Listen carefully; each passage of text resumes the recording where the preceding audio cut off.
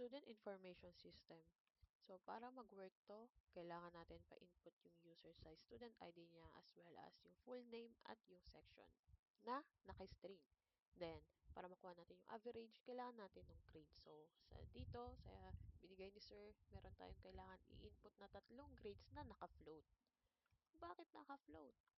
Para makuha natin yung average. Pati yung 2 decimal places. So, code natin. First, kailangan mag-input yung user, kaya may input tayo dito. Ang input ay para makapag-input ang user ng information. Sorry sa aso. Kung naririnig nyo man. Next, yung name at ang section. Oops. Automatic. Then, after neto, lalagay natin yung grades. Grade 0, ganyan, ganyan.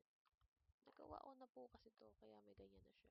Anyway, kailangan natin yung temporary holder ng grades. Pero before that, kailangan natin ilagay yung float. Kasi, kailangan nga natin ng 2 decimal places, 2 decimal yung grades. Kasi hindi naman siya whole number lagi.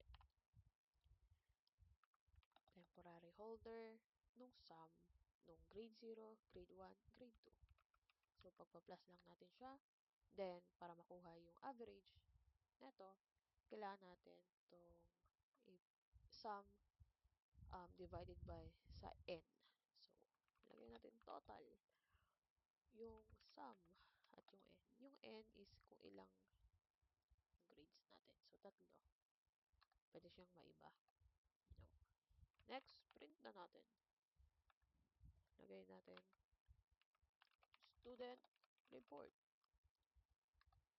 Then, piprint din natin yung ID. Uy, nawala. ID, yung name, at yung section. Pwede siyang nakaganyan, pwede rin naka-f-string. I-f-string natin itong grades. Ang f-string ay para malagay natin sa loob yung variable na may values. Ganun. Grades. So, lalagay natin grades, grade 0, na naka float. Yan.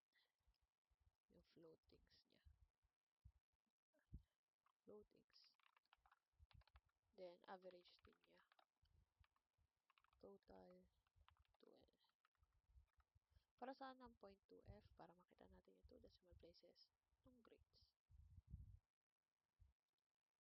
Actually, kahit wala na to. Kasi ganun din naman siya. Next, i-run natin. So, kung di mo nakikita sa screen, ako nakikita ko. So, adjust natin. Twink. Yan, kita nyo na. Lagay natin ID 2025-001, name Juan de la Cruz, section BSIT 2A pero lalagay ko 3A. Grades niya ay 85.5, 90.0 at 88.5. Then, magpiprint out na dito ang student report na may ID, pangalan, section. Nilalagay niya yung overall grades at yung average niya na-compute na natin. So, yun lang po. That's all. Thank you very much.